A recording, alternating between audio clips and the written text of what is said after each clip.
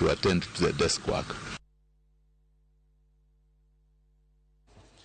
Ramogi wamedo dhi nyime gi weche manyien wadhiane koro e gwenge mag Kisumu bang' Attorney General mapacho ka wacho ni owinjo bed ni imedo sir mar Migago mar joel buche kod mar okinde pacho ka. Jalup gavana mar kaunti ma Kisumu Dr. Matthews Owili koro dwaro ni mondo piny owacho onyuand pach jopiny kapok kod kembe mag rego niang' ma Nyanza kod maimbo mar piny Kenya kendo ketie lwet giwegi.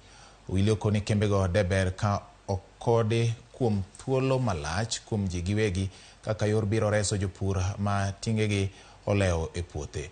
Owili beno medo ni chal mar thieth e kaunti ma Kisumu sani ni kare kendo kata yedhe ni e ute mag thieth e kinde ma gigeto medo kuonde thieth mathoth mondo okony jotuo e alwora ma Kisumu. Wasebedo ka warito mondo mi piny owacho mamalo oket action kata oti kod paro maleo manowuok e gimiluongo ni Sugar Task Force manotelne gi gavana Oparanya to kod waziri Munya e ndalogo.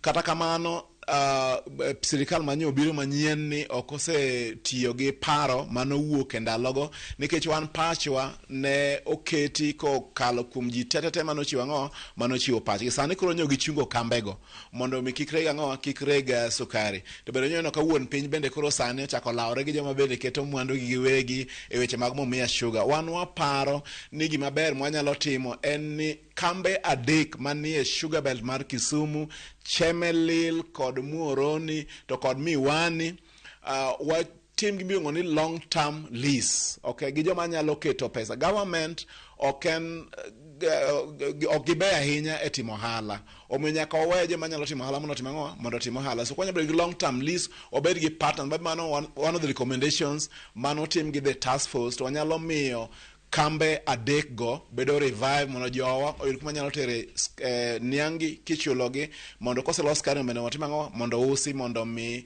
the sugar belt, the economy mar the sugar belt odhi malo kaka ne en chon. Ramogi ka wadhi motimore e od